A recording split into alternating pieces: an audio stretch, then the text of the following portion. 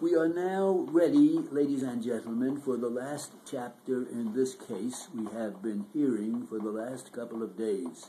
These instructions I am almost about to give you are to be considered by you as a whole. In other words, no single instruction is to be weighed apart from the context of all of the instructions.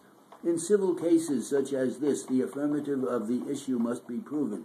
The affirmative here is upon the plaintiff as to all affirmative allegations of the complaint. Upon the plaintiff, therefore, rests the burden of proof of such allegations. In civil cases, a preponderance of evidence is all that is required, and by a preponderance of evidence is meant such evidence as, when weighed with that opposed to it, has more convincing force. Evidence may be either direct or indirect. Direct evidence is that which proves a fact in dispute directly, without an inference or presumption, and which in itself, if true, conclusively establishes the fact.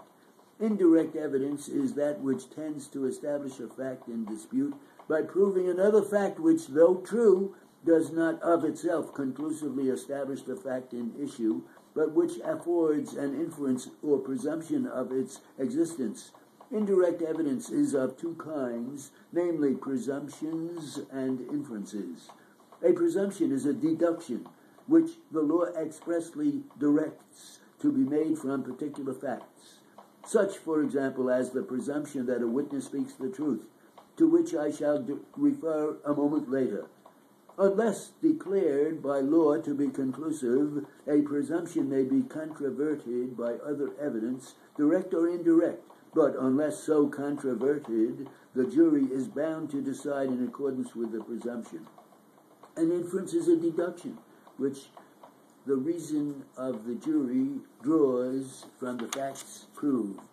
In a case such as the one here presented, there is no legal presumption of negligence, but negligence is a fact which, like other facts alleged by the plaintiff, must first be proved by her to entitle her to recover.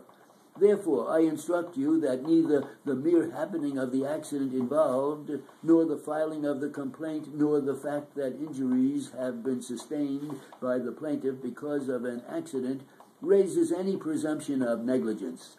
In determining the credibility of a witness, you should consider whether the testimony of any witness is in itself contradictory, whether it has been contradicted by other credible witnesses, whether the statements made by any witness are reasonable or unreasonable, whether they are consistent with other statements or with the facts established by other evidence. You may also consider a witness's manner of testifying on examination, the character of his or her testimony, the bias or prejudice, if any, manifested, the interest or absence of interest in the suit, the degree of intelligence, the recollection, whether good or bad, clear or indistinct, concerning the facts testified to, the inclination or motives, together with the opportunity the witness had to know the facts whereof he or she may have spoken. Discrepancies in a witness's testimony or between his testimony and that of others, if there were any, do not necessarily mean that the witness should be discredited. Failure of recollection is a common experience. Two persons witnessing an incident or a transaction often will see or hear it differently. Whether a discrepancy pertains to a fact of importance or only to a trivial detail should be considered in weighing its significance. A witness, as I mentioned a moment ago, is presumed to seek the truth. This presumption, however, may be repelled by the manner in which he or she testifies, by the character of his or her testimony, by his or her motives, or by contradictory evidence. If any witness examined before you has willfully sworn falsely as to any material matter, you may distrust his or her entire testimony.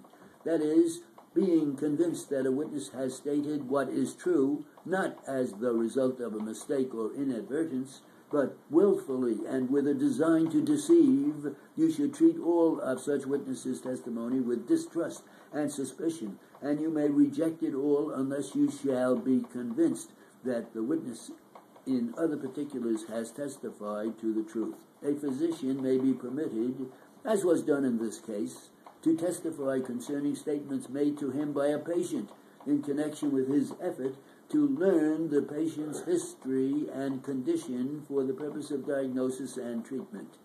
Such evidence is received and may be considered for only the limited purpose of showing the information upon which the physician based his opinions. The statements so repeated by him may not be regarded as evidence of their own truth. The reason being, as I think I explained, that the witness at the time he made those statements to the physician was not under oath or available for cross-examination by the other side. The rules of evidence ordinarily do not permit the opinion of a witness to be received as evidence. An exception to this rule exists in the case of expert witnesses. A person who, by education, study, and experience, has become an expert in any art, science,